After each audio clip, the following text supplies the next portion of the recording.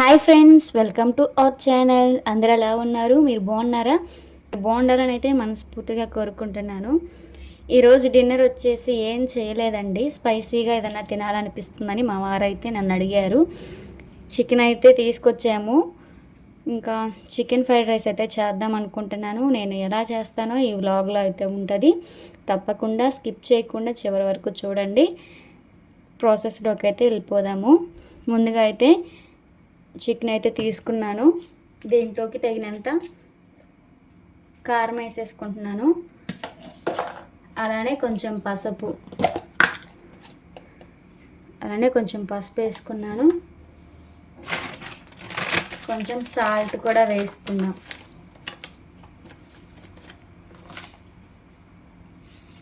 ముక్కలకు మొత్తం పట్టాలి కదండి, మ్యాగ్నేట్ చేసుకోవాలి. అలానే ధనియాల పౌడర్ కూడా వేస్తున్నాను. నేను బయట నుంచి అయితే ఏమీ తీసుకురాలేదండి, ఇంట్లో ఉన్న వాటితోనే ప్రిపేర్ చేస్తున్నాను. ఉప్పు, కారం, మెంతిపిండి ఇవంతా బాగా మిక్స్ అయ్యేలా కలుపుకోవడం వల్ల ఉప్పు అనేది మంచిగా ఈ వేసుకున్న స్పైసెస్ అన్నీ దీనికైతే మంచిగా పడతాయి అనేసి అయితే బాగా మిక్స్ చేస్తున్నాను. ఓకేనండి, ఇలాగైతే మిక్స్ చేసుకున్నాం కదా. ఇప్పుడైతే ఇదైతే ఒక 10 మినిట్స్ అయితే ఫ్రిడ్జ్లో పెట్టుకుందాము. ఓకేనండి, 10 మినిట్స్ మ్యాగ్నేట్ చేసుకొని ఫ్రిడ్జ్లో నుంచి తీసేసాను అనమాట. కొంచెం పల్చగా ఉన్నది, కొంచెం గట్టిపడిపోయింది. ఇప్పుడైతే దీని అయితే డీప్ ఫ్రై చేసుకుందాం. ఓకేనండి, డీప్ ఫ్రై అయితే చేసుకుందాం. దీంట్లోకి స్టవ్ ఆన్ చేసేసాను కదా, గిన్నె పెట్టి వేసుకుంటున్నాను. దీంట్లోకి తగినంత ఆయిల్ అయితే పోసుకోవాలి. డీప్ ఫ్రైకి అయితే మనకి ఎక్కువే పడుతుంది కాబట్టి ఆయిల్ అయితే పోసుకుందాం. ఫ్రైడ్ రైస్కి చికెన్ అయితే కొంచెమే తీసుకున్నామండి. ఒక 250 గ్రామ్స్ అయితే ఉంటుందండి. ఇదంతా డీప్ ఫ్రై చేసుకుందాం. ఇప్పుడు ఆయిల్ అయితే పోసాం కదా, ఆయిల్ అయితే బాగా హీట్ అవ్వాలి. హీట్ అయిన తర్వాతే మనం చికెన్ ముక్కలు వేస్తే వెంటనే వేగిపోతాయి. ఆయిల్ అయితే డీప్ ఫ్రై అయిపోయింది. ఇప్పుడైతే ముక్కలు అయితే వేసేసుకుందాము. ఒక్కొక్కటిగా వేసుకుందాం.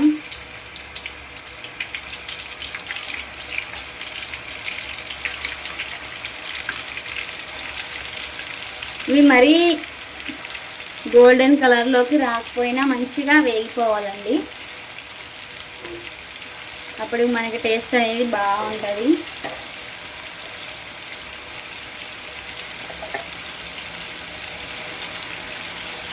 వేసిన వెంటనే కదపకూడదు, వేగదు కదా.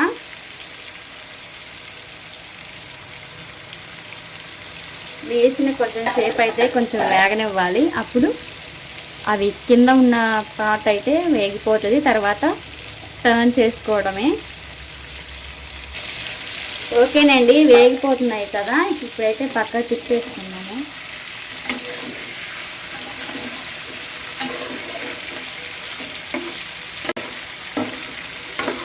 ఫ్రై అవుతుండగా ఇవి కూడా వేసేసుకుందాము. మనం తీసుకున్న 250 గ్రామ్సే కాబట్టి ఇదంతా అయితే పట్టేస్తుంది.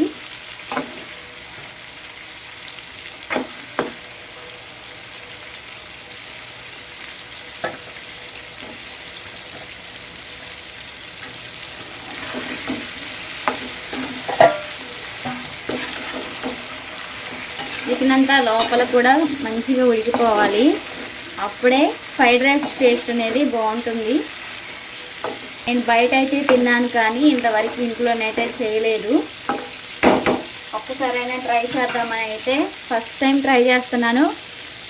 కానీ బెస్ట్గా వచ్చిద్దని అనుకుంటున్నాను.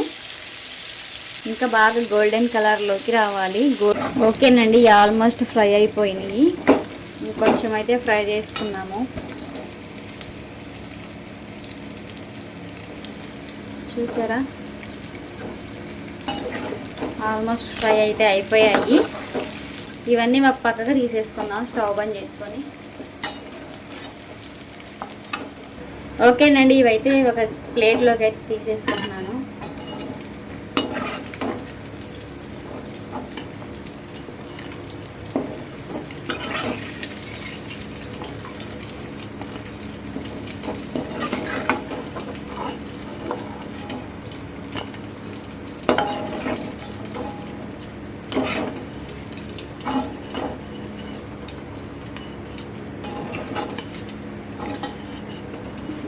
చూసారా ఎలా వేగిపోయాయో.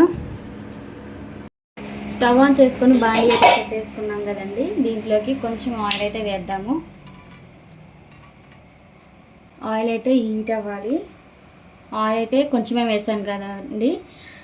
ఆయిల్ అయితే హీట్ అయిపోయింది. దీంట్లోకి అయితే ఎగ్స్ అయితే పగలగొట్టుకొని వేసుకున్నాము.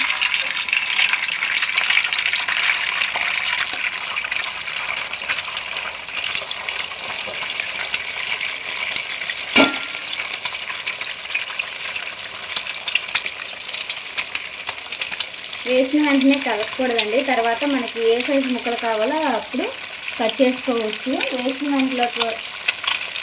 వేసిన వెంటనే కలపకూడదు. కలుపుకుంటూ ఇట్లా ఉండాలి.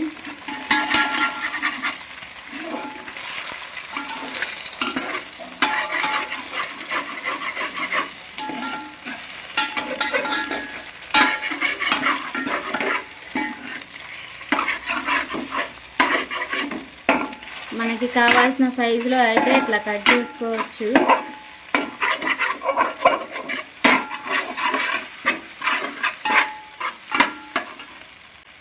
కొంచెం ఈ ముక్కలకైతే సాల్ట్ ఉప్పు పట్టాలి కాబట్టి కొంచెం అయితే వేస్తున్నాను.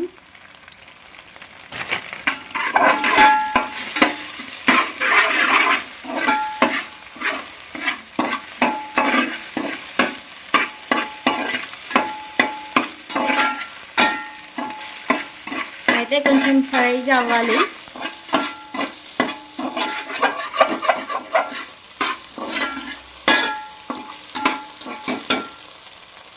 ఓకేనండి, ఇవి కూడా ఫ్రై అయిపోయి ఒక గిన్నెలోకి అయితే తీసేసుకుంటున్నాను.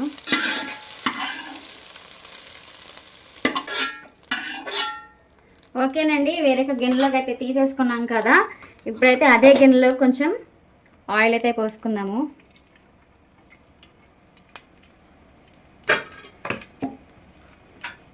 ఆయిల్ అయితే ఊకనే వేడైపోతుంది. ఎందుకంటే దీంట్లోనే మనం ఫ్రై చేసి పెట్టుకున్నాం కాబట్టి పెనం అయితే వేడిగానే ఉంటుంది కాబట్టి ఆయిల్ అయితే వెంటనే హీట్ అయిపోతుంది. దీంట్లోకి అయితే ఆనియన్ పచ్చిమిర్చి కూడా వేసేసుకుందాం.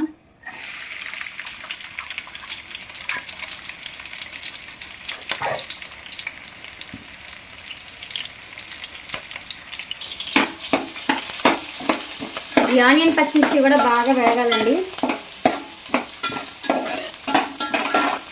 కరివేపాకు కూడా వేసేసుకుందాము.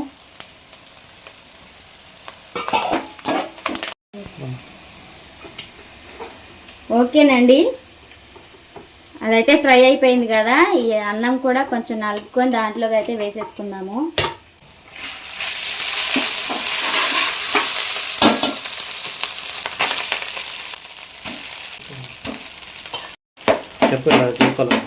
ఓకేనండి, ఇవైతే గడ్డలుగా ఉన్నాయి కదా, ఇవన్నీ నలుపుకుంటున్నాను. ప్రాసెస్ మొత్తం హై ఫ్లేమ్లోనే జరగాలండి. అన్నం అయితే బాగా వేగాలి. పీసులు ఉన్నాయి కదండి, చిన్న చిన్న ముక్కలకి అయితే కోసుకుందాము. చూడండి, ఇలా చిన్న చిన్న పీసులుగా కోసుకుంటే ఫ్రైడ్ రైస్ అయితే బాగుంటుంది. పెద్ద పెద్ద ముక్కలుగా అంటే మనకి అందరికీ కలిసి రావాలి కదండి, అందుకనే చిన్న చిన్న పీసులు కోసుకొని తింటే బాగుంటుంది.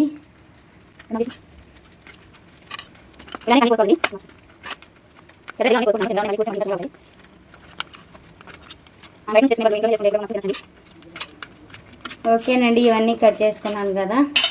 అన్నం అయితే వేగిపోతుంది చూడండి. దీంట్లోకి అయితే స్పైసెస్ అయితే వేసుకున్నాము. తగినంత కారం వేస్తున్నాను. ఈ కారం అయితే మంట ఉందండి, అందుకే కొంచెమే వేసాను. అలానే టేస్ట్కి సరిపడా ఉప్పు కూడా వేసుకుందాం. కొంచెం వేస్తున్నాను. అలానే ధనియాల పౌడర్,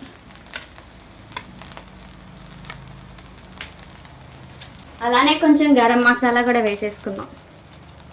ఇదంతా హై ఫ్లేమ్లోనే జరగాలండి, గుర్తుంచుకోండి. హై ఫ్లేమ్లోనే తిప్పుతూ ఉండాలి. ఈ అన్నానికి మొత్తం పట్టే విధంగా అయితే మనం తిప్పుతూనే ఉండాలన్నమాట. మొత్తం కలుపుకోవాలి.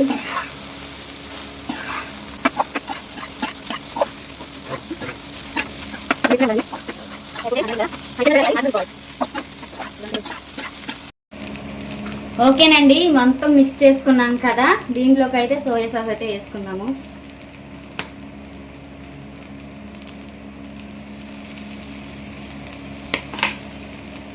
అలానే కొంచెం వెనిగర్ కూడా వేసుకుందాం.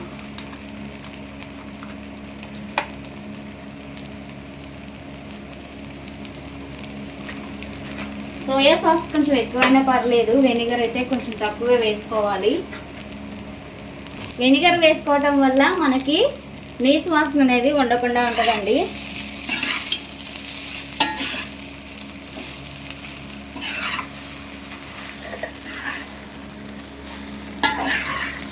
ఈ సాస్లు అయితే వేసుకున్నాం కదా, ఇదంతా ఈ రైస్ మొత్తం పట్టే విధంగా అయితే మిక్స్ చేసుకోవాలి.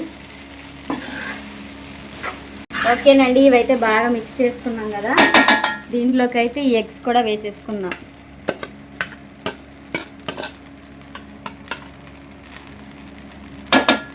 అలానే మనం కట్ చేసుకుని పెట్టుకున్న చికెన్ ముక్కలు కూడా వేసేసుకుందాం.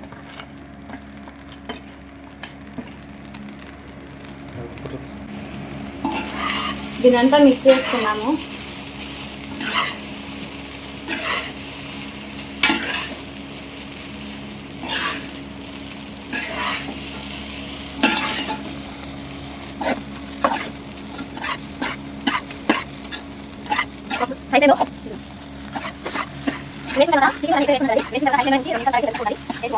పెట్టుకోండి, ఇదైతే హై ఫ్లేమ్లోనే జరగాలి ఈ ప్రాసెస్ అంతా.